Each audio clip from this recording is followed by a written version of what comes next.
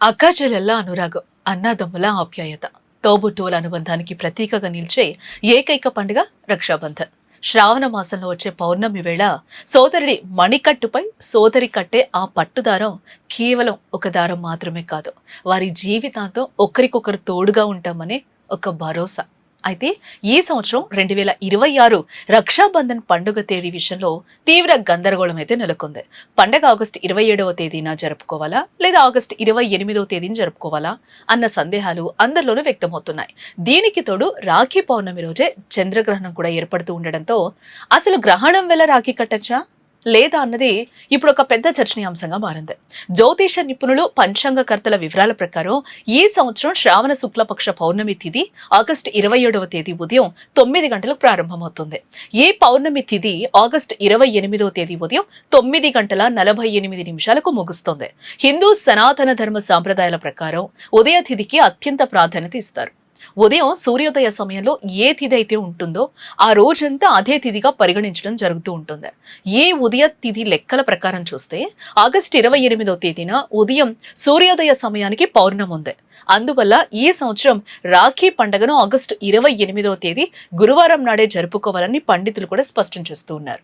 ఇక పండగ రోజే రాఖీ కట్టడానికి కొన్ని నిర్దిష్టమైన శుభముహూర్తాలను కూడా పంచాంగకర్తలు నిర్ణయించారు.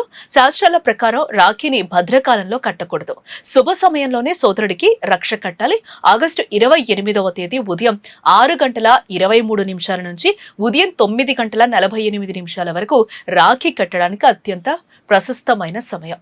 ఒకవేళ ఆ సమయంలో వీలు కాని పక్షంలో మధ్యాహ్నం 12 గంటల 14 నిమిషాల నుంచి మధ్యాహ్నం 1 గంట 5 నిమిషాల వరకు ఉన్న అభిజిత్ ముహూర్తంలో కూడా రాఖీ కట్టుకోవచ్చు. ఈ సమయంలో రాఖీ కట్టడం వల్ల సోదరుడికి ఆయురారోగ్యాలు, ఐశ్వర్యం సిద్ధిస్తాయని నమ్ముతారు. ఇదే సమయంలో ప్రజలను తీవ్రంగా వేధిస్తున్న మరో ముఖ్యమైన ప్రశ్న కూడా ఒకటి ఉంది. అదే చంద్రగ్రహణం. రాఖీ పౌర్ణమి రోజే చంద్రగ్రహణం కూడా వస్తూ ఉండడంతో దోషం ఉంటుందేమో అని చాలా మంది ఆందోళన చెందుతూ ఉన్నారు. సాధారణంగా గ్రహణ సమయంలో దేవాలయాలను మూసివేస్తారు. ఎలాంటి పూజలు, శుభకార్యాలు కూడా చెయ్యరు. అయితే ఈసారి ఏర్పడుతున్న చంద్రగ్రహణం గురించి ఎలాంటి భయాందోళనలు కూడా చెందాల్సిన అవసరం లేదని పండితులు స్పష్టం చేస్తూ ఉన్నారు. ఎందుకంటే ఈ చంద్రగ్రహణం భారతదేశంలో కనిపించదు. శాస్త్ర నియమాల ప్రకారం మన దేశంలో దృశ్యం కాని గ్రహణాలకు ఎలాంటి సూతక కాల నియమాలు వర్తించవు.